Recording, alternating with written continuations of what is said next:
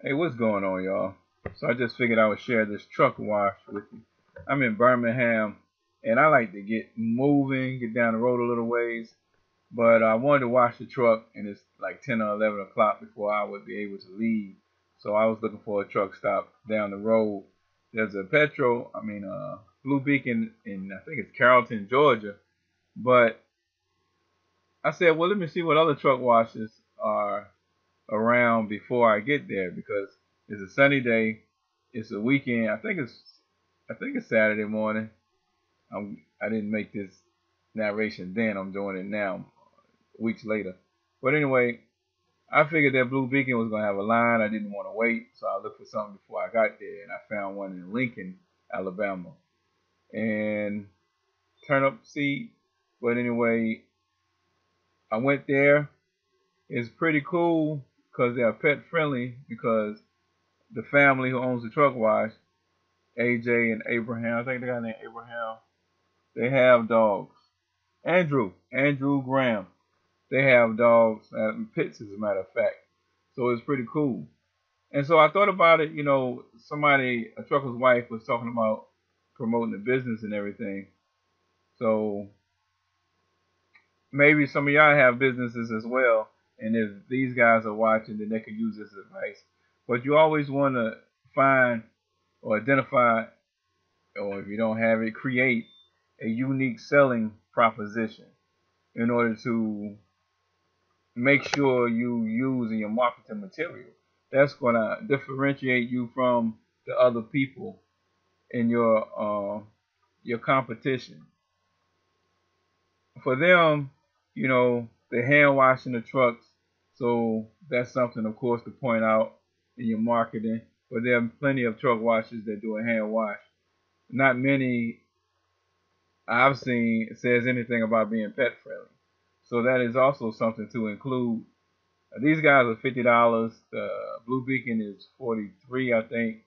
So they are a little more expensive. So therefore, you always, in my opinion, should be pushing the quality and your unique selling proposition over price. Otherwise, you're competing on price.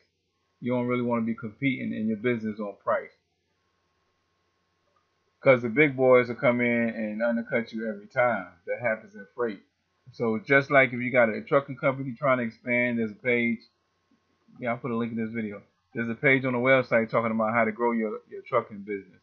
And again, you want to find your unique selling proposition and why you are different. What do you have to offer that's different than other people?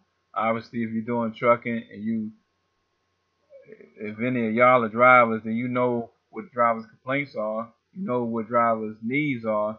Then you know firsthand how to treat them like a human being and not a tool in order to just to create revenue for the company. So you point out how you will benefit the driver and the driver's family. You know what I'm saying? And you might not be in a position to offer all these benefits and health care and all of that stuff. So how can you make up for that? Being more sensitive to home time, making sure you have runs that enable them to get through the house. Only one important thing is to hire drivers that are suitable for how you intend to run. Don't just. And I know there could be a sense of urgency. The longer the truck is sitting, then it's costing money for the insurance and all of that stuff. But why end up with a disgruntled? You guys are drivers. Why end up with a disgruntled driver?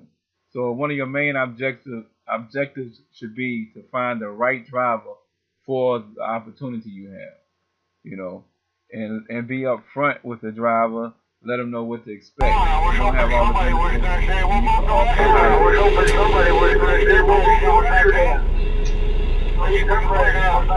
Higher wages and everything. And we've gotten to the part of the video in which there's audio, so I'm gonna be quiet. There's a page for this information, so you can visit that to get more of my insight on how to build a trucking company. But one more thing, if you got a business, build a website. This place has 2 locations and no website. Not on the card anyway. But I will also put the exit number. I would also put the exit number on the card. They have one in Birmingham and one in Lincoln.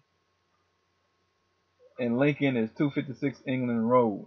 It's good for the GPS, but drivers like to know the exit number. And I can't tell you the exit number. I don't remember. But in your business, make sure you have a website about the business that people expect that these days on the marketing material. And you don't want to go and get the free websites, the Wix and all that, something dot wix.com. No. You want to get your own domain name, your own hosting for your website. And that's it. I'm going to let you listen to the audio that goes along with the traffic jam. And by the way, I ended up having to go buy the petrol. There was no line. Peace. Thank y'all for watching. People underground just in case we got nuclear war.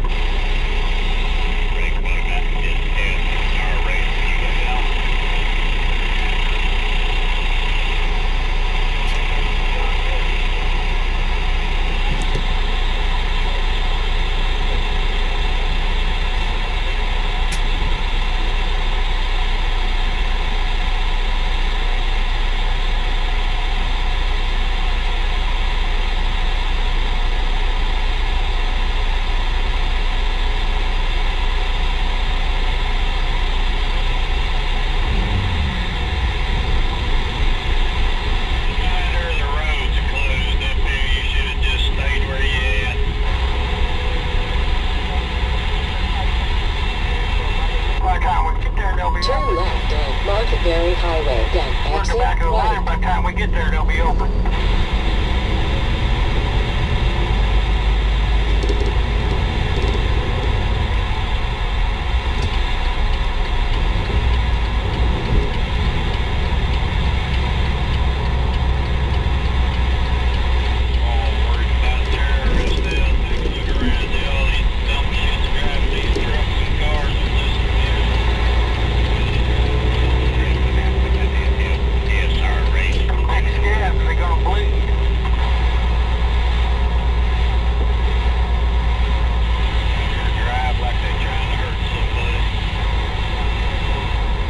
Turn left at the traffic light. They got SUVs. They should make them drive in the grass.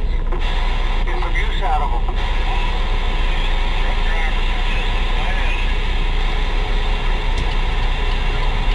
Yeah, but you get used to driving 90 miles an hour all day long. You don't want to stop.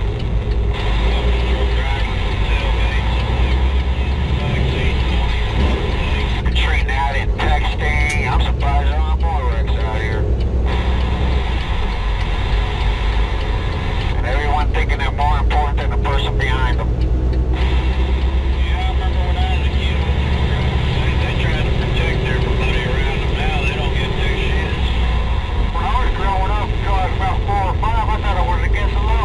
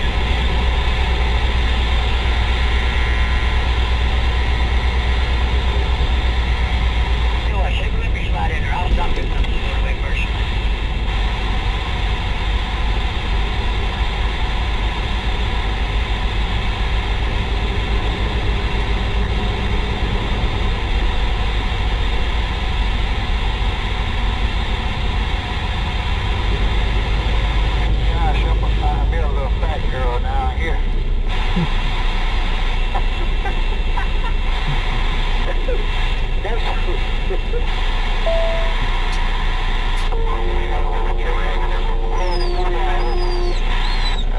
that should be hard to do down here. Yeah, find me one with some big ankles.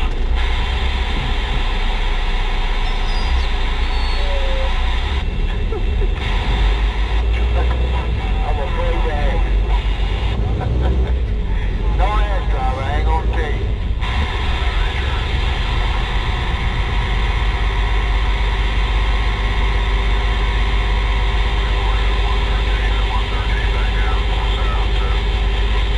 Looks like it's gonna be a left up here, like a mile and a half.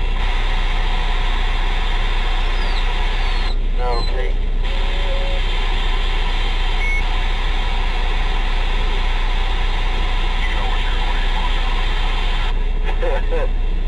It said 27 business. Ain't really much of a business right here.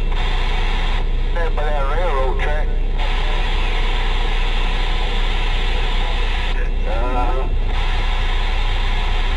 Damn, it's houses out there here.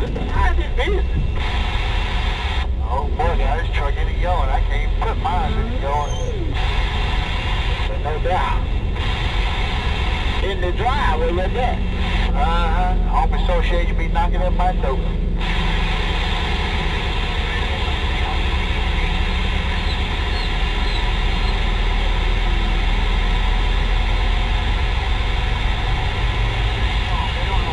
Look at that Green Oaks Motel. Man. Old school. Look to your left. Damn it, boy. Wow. That was four-wheel drive.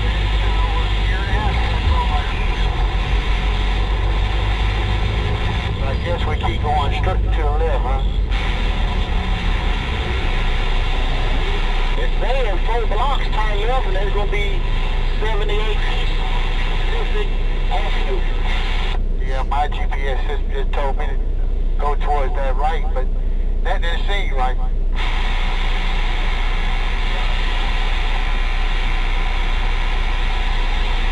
Keep going straight, keep going straight. You get up there a long way to come out up out that pallet from exit 19. What about the pallet at the 19, driver? Just keep going straight. Stay straight on 27 or get back on the 78? No, it'll turn to 78 when you get on up here with the pallet, sir. Oh, 10, folks. Well, yeah, that ought to be. There's currently light traffic on your route. This might be 78 right up in front of us on the other side of the track. We'll see.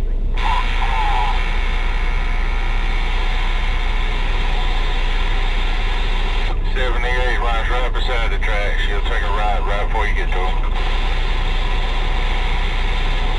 Okay, 10-4, that'll take us to the pilot, right? I think so.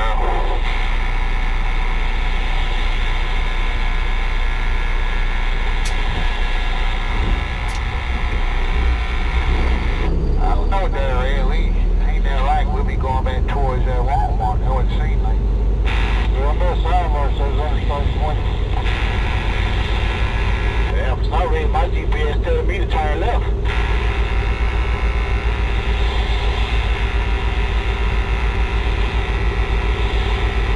Yours telling you to turn left, mine telling me to turn right. Hey, damn it, boy.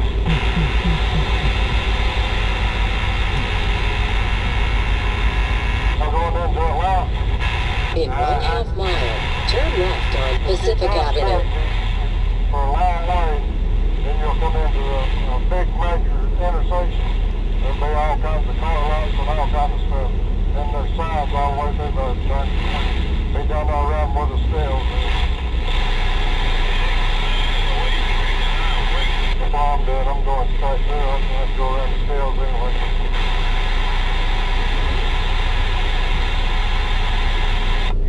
sitting right here like in the heart of town. Train going by now.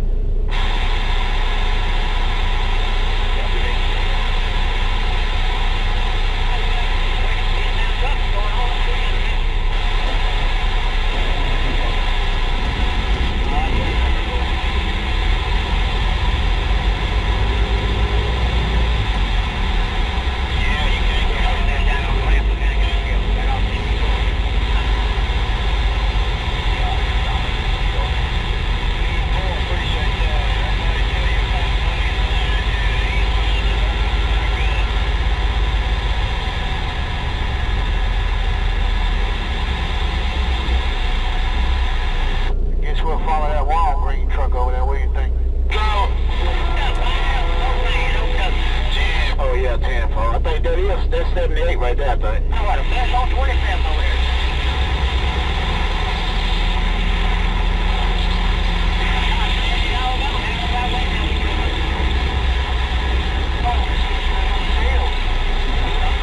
Yeah, well, that Snyder, I guess, will hang a left. Like what he doing.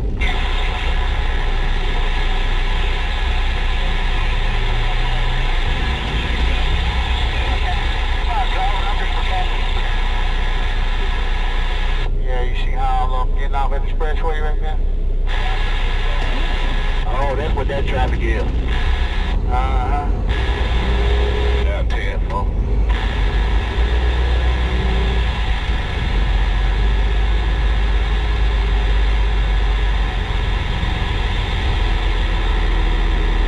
Yeah, that's gonna be a problem, man.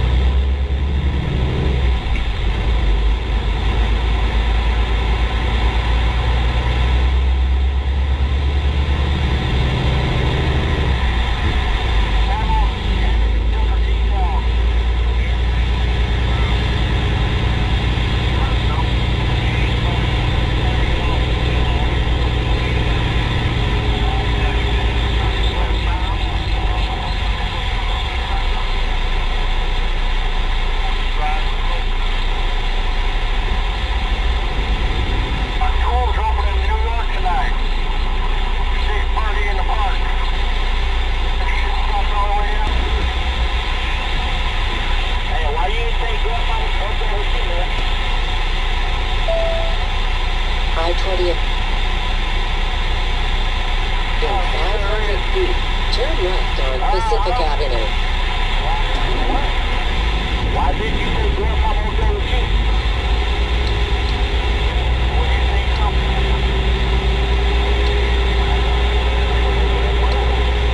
Turn left on Pacific Avenue.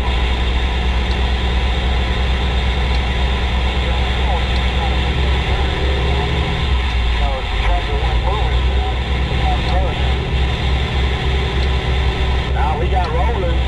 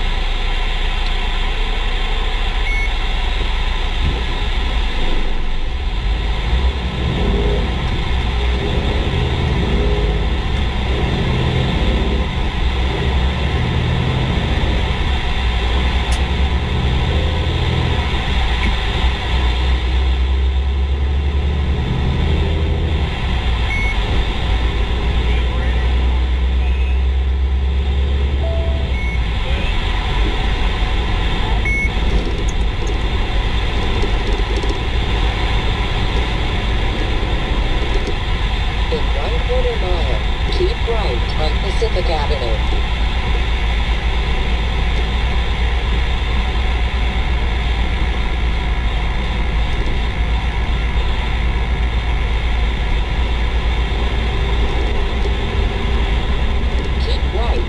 Pacific Avenue.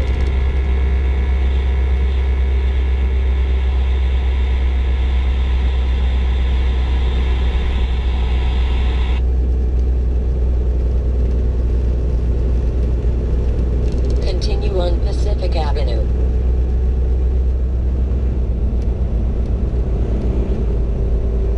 You hit these joints. First thing comes to mind, especially you don't got your mind set. Like I got the truck washed and everything. I was like, yeah, let me get this thing cleaned up. Ride clean today, beautiful day. Headed to the house, get there reasonably early enough to get some stuff done. And yeah, I carry on in like that. And then you hit the accident like this. If you're not careful, first thing come to mind. Man, come on, man. Not today, man. I got to deal with this. Come on, everything was going great. You know? And then you got to think about it. This is really not that much of an anomaly. You know what I mean? It's really... You got to almost... You got to be open. You got to be passive. I'm saying you don't have to be, but you need to take on that type of attitude toward it, because it's really part of the job. And just as sure as you're going to be a driver, you're going to run into this. I mean, it comes, as we've seen so many times. And still, first thing that comes is, come on, man, not today. Yep, it's one of those days. Yep, it's one of those days. That's how you got to see it. Yep, it's one of those days. This ain't gonna go